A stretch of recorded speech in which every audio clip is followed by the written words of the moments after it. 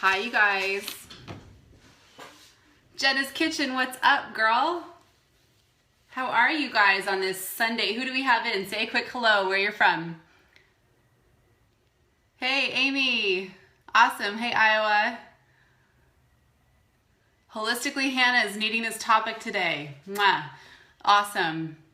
Hey from BC, Orange County, London, Atlanta, Colorado. Hi, Andy. Woo! Nashville. I love Nashville. Jersey, SoCal, Ohio, Santa Cruz, Boulder, Kitchener. So cool, you guys. Nice to see you here on a Sunday afternoon. I have to say, I don't normally do too much online on Sundays. I usually try to take that day to just totally unplug. I don't know how many of you make an effort to do that. I think it's a really good practice to get into. However, I've had this real heaviness kind of this weekend and coming off of a really busy season of my business, busy life going on right now. And I wanted to hop on and share with you a practice or a ritual that I do when I am feeling overwhelmed and when I'm feeling like I cannot seem to get motivated. How many of you feel this way right now? Maybe. I know somebody commented saying that this scope comes at good timing for them. So I wanted to keep this really short, but just share with you real quick. Awesome. So just real quick, I'll introduce myself to anyone who might be brand new. My name is Ange Peters. I'm the founder of WholeFit. So I have a passion for sharing information that's going to inspire you in all of the elements that contribute to our whole health, financially, emotionally, physically, spiritually, all those buckets. I love to share info. It's going to really help you move the needle. I'm a presidential diamond with doTERRA essential oils, so I know many of you through that. Hey, Jenna. Anyway, I want to share this because I feel like it's an important topic. And what I want to say before I get into this, thank you. Yeah, that's a painting. It's actually from IKEA. It was like an art series that they did.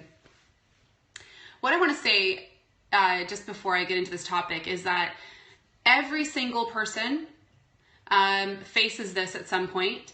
And I think it's really easy to look at people that we hold, to some degree of success, or we look at people and we think, oh, they never have those days. Well, I'm here to tell you, absolutely, every single person has these days, has these times in their life where they're feeling overwhelmed, where they're feeling like they cannot get it together, where they feel like, maybe the person they were last week feels nothing like the person they feel like today. We all go through that, so you're not alone.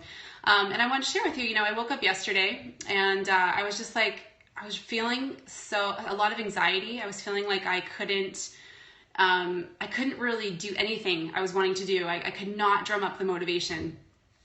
And when I look back over the last, well, to be honest with you, over the last 2 years, really, but especially in the last few months, I have felt like it's just been this like, go, go, go, go, go. And that always will catch up with you at some point. And I do try to make a very, a focused effort to plan in downtime. But every once in a while, I realize I'm really feeling out of control. Like I feel like I'm not able to do the things that I'm really wanting to do.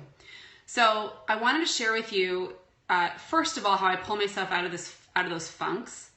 But then second of all, just, some ways that I help dial it back up again so I can get into a flow of really enjoying every day and feeling like I'm more in control of what I'm giving my time to. And I think when I start to feel this way, it's usually because I'm giving too much either to people or to certain areas of my life and something's feeling out of balance. And for me personally, I've realized that it's been, some of those things that I know are so important for me to stay at a good level. Physical health, those too many days, too many weeks, too many months where I'm parking, for example, a workout or something so that I can do more and work more. And, you know what I mean? We all kind of make these decisions sometimes and we think, oh, just for today, I'm not going to go for that workout, or just for today, I'm going to order takeout or whatever it is. And then all of a sudden that one day turns into this unfortunate cycle, right? So yesterday I woke up and I was really feeling this way, and I came back to something I learned from Tony Robbins at his mastermind retreat event earlier this year. And he talks a lot about how you can shift your state. So he talks about certain approaches to literally just like kind of pull you out of a funk. And one of the first things he talks about is changing your languaging. Okay, so rather than saying, I am so overwhelmed, or I am so busy, or I am so unhealthy, or whatever it is, you reverse that language that you're telling yourself to what you are calling into your life. And one of my favorite books, you guys, on this topic is Joel Osteen's book called I Am. And so here's what I did yesterday, because the second thing that Tony Robbins talks about is changing your physiology.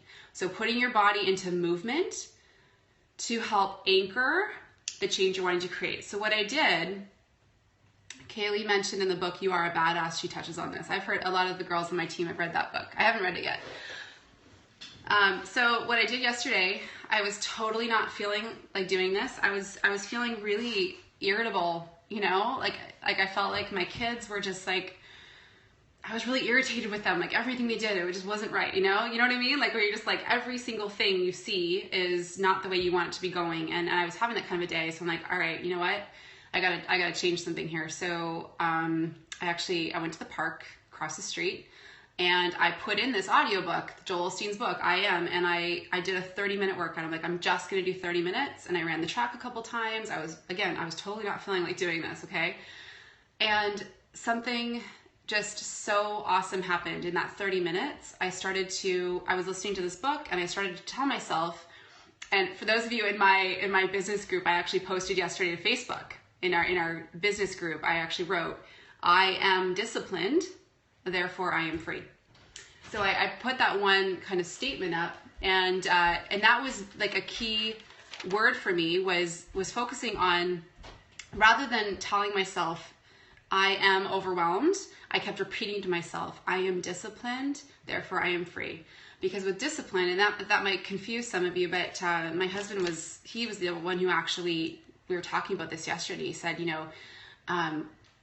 in order to have true freedom, you need to be truly disciplined. And so something that I committed to yesterday was building in a ritual for myself, getting back to, an early morning. So getting up earlier than the kids get up so that I can take care of what I need to do, so that when they wake up, I feel like happy, healthy mom. I can go into my day and then come back to my work as I need it. I'm going to go into summer hours for the next 2 months.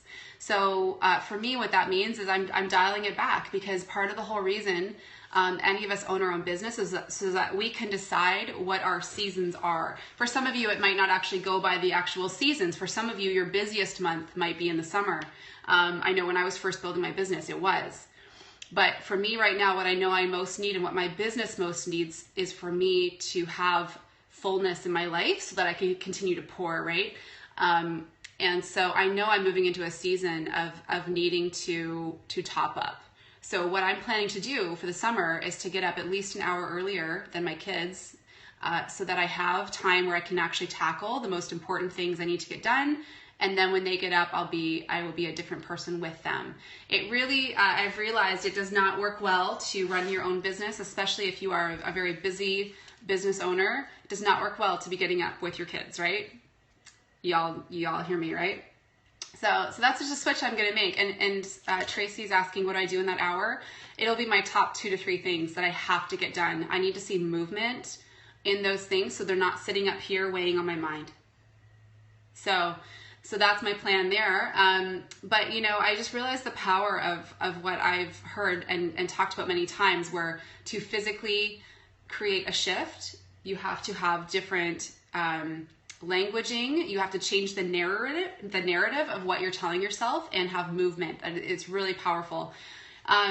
So just some other things that I realized, that I needed, and what I'm actually about to do right now is create space in my calendar and in my physical surroundings. So I found myself yesterday feeling like everywhere I looked, there was a mess, disorganization, right? So I started just kind of, working on little areas, little closets, the garage, little things like that, your car, just to create that space. And now today I'm focusing on my calendar.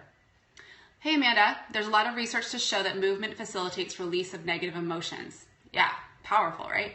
So what I'm going to do right now is actually plan out our epic summer. So I'm going to plug in the things that I want to make sure we do as a family, the things for the kids, create space where I know I'm going to need it, to ultimately put me back into a position where I'm feeling more in control and not just every day kind of feeling like there's so many things left. I'm so organized. You know what? So the thing is, you have to be in order to create the kind of life that you want to live. And I mean, I have a good friend of mine. She spent years being a very goal-focused person. And now she's approaching life a little differently. She's very much about being in flow. But I think there has to be a middle. You have to be somebody who is mindful of what you want your life to feel like, but you do have to be scheduled and organized and disciplined in order for it to play out, right? You can't just wake up every day and say, oh, I'll just see which way the wind blows and hopefully I have a meaningful, successful day. I think you have to be somebody who definitely is clear on what you're wanting to achieve, but also be flexible within that. At what point did I start hiring to have others help in areas that aren't my specialty? As soon as I could. And even before you think you can afford it. I think the tough thing is when you're kind of at that point where it's like you're kind of starting to break out financially, but maybe you're still in a mindset where you're very focused on your finances and you feel like you don't have the money to invest in getting help. But that extra help is going to allow you to create more flow in your income. So it is one of those things you have to at some point kind of bust out. And even though you feel fearful that it might not be a worthwhile investment, it will come back to you for sure. So I would say as soon as you feel like you can, then do it, because so part of the reason I'm sharing on this topic is I am at a point in my business and in my life where I am getting a lot of help. Okay. I just brought on another assistant. I have a gal who comes every week to clean the house. My husband's super helpful with the kids. And even with that, I'm finding now, okay, something's got to change because I'm not able to do what I most know my impact is felt. I feel like I'm still doing things that I shouldn't be doing.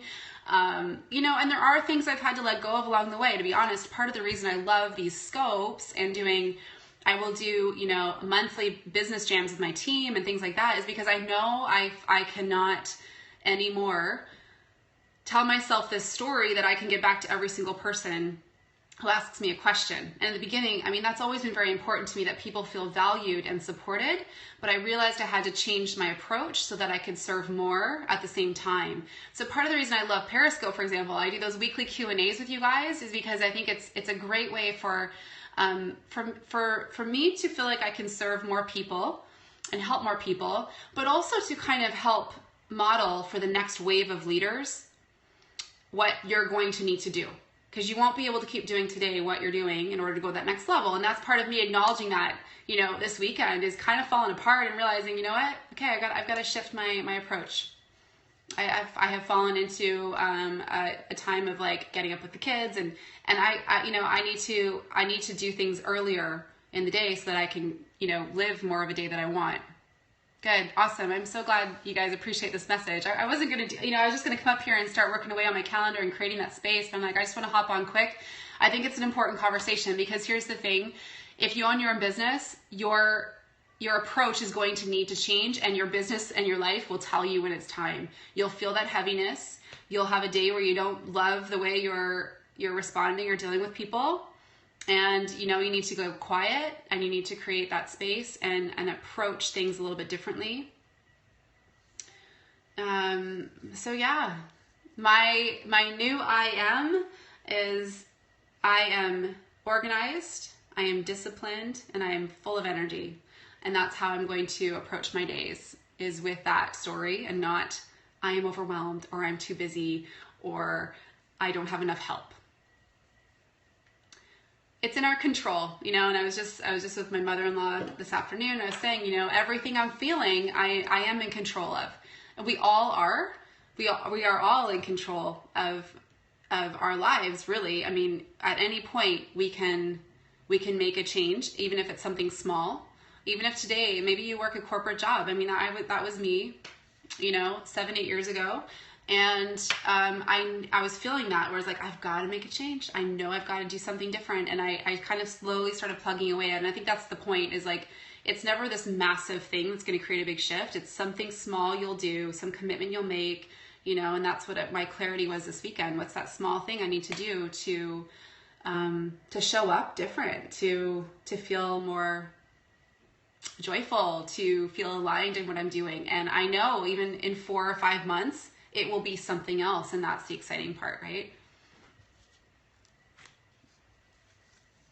What am I most excited to do this summer?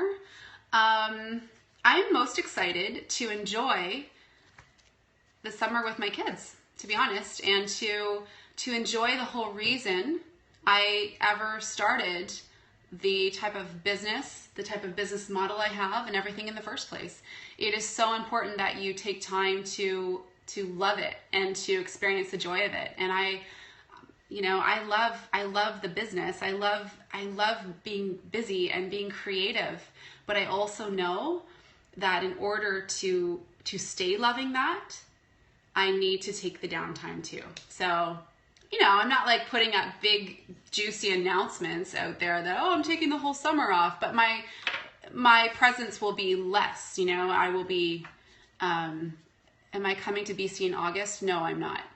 I don't travel a lot in the summer intentionally. We have a busy fall coming up. So yeah, and I've always wanted to really model that for my team, no matter, what pace they grow their businesses at. It's important to know when their right time is to have a busier season and when it's not. And, like I said, when I was first starting 2 years ago, even in my doTERRA business model, it was busy and I loved it. And I honored what my business needed from me at that point.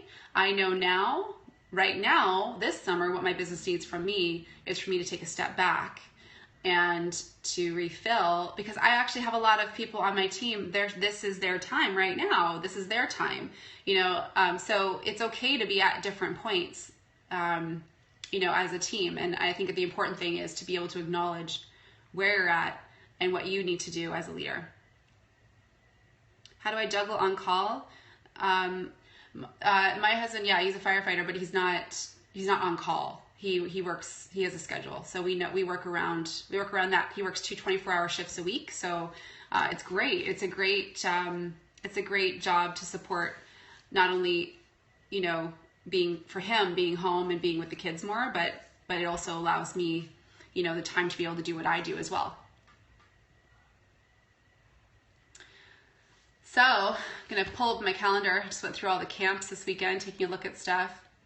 Did I have childcare in the beginning when I was really busy? No, and that was hard. That was tricky. We didn't have our kids in daycare. We didn't have any help that way. So I just did things creatively. One of the things I did was we would go to the gym where I knew I had 2 hours of time that my kids were being watched at the gym daycare.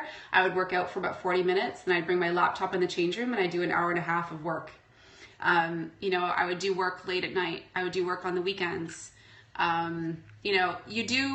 You get creative. I think that the busier that you are, obviously the more organized you need to be and the more you get done. I think if you have a lot of help in the beginning, it doesn't train that approach as well. It doesn't get you thinking as creatively, and it doesn't really have you using your time as effectively as if you only had an hour each day to crank it out, right? So it's a gift. It's really a gift when you are first starting your business, to be busy and figure it out, because it'll train those fibers that you need to grow as your business scales.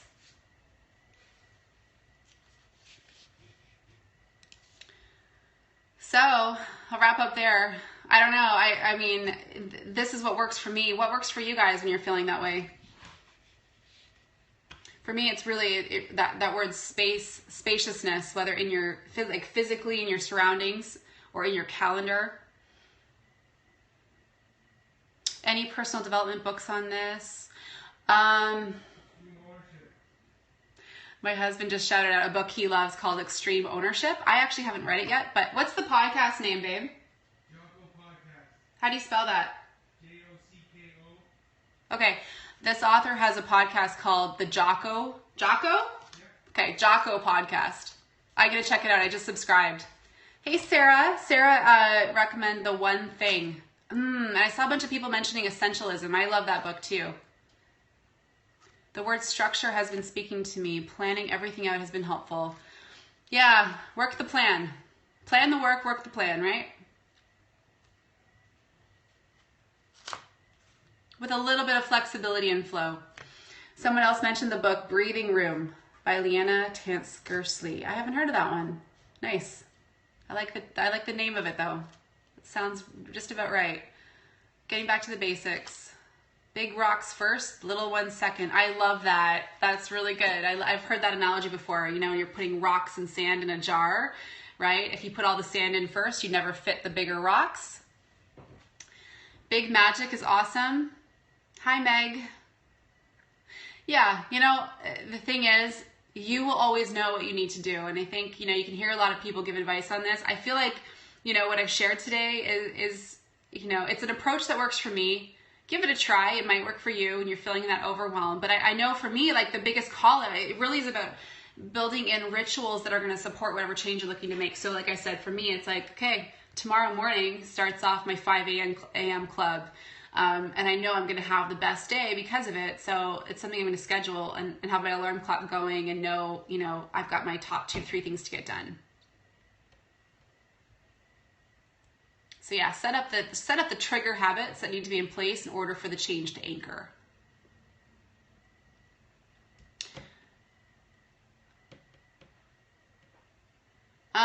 If you have ADD, ADHD, what is the best way to be organized in your business? For me, I mean, what I think of there is you like perhaps just asking yourself every hour, what do I need to do most important right now? You know, it's recognizing what, like, and sometimes that has nothing to do with work. Sometimes it's just like, you know, personal life, relationships, things like that. And a good dose of in tune, right? One of my faves. All right, cool, you guys. Meal planning advice. I actually have a webinar. One of the very first webinars I ever did is called the Healthy Sustainable Kitchen. If you want to look it up, I recorded my whole meal planning session and I give you an ebook with it.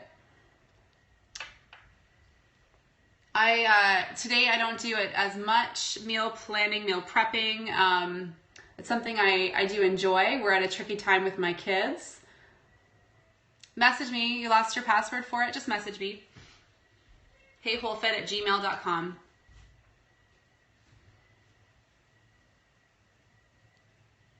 Joel Olstein. Hi, M.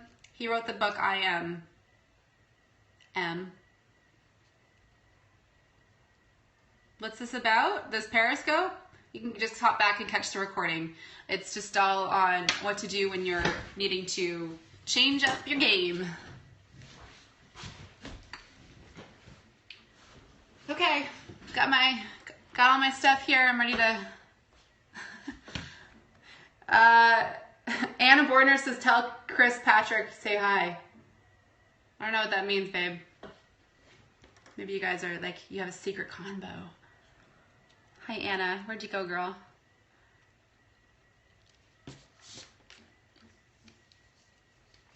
Got on late. What type of business do I have?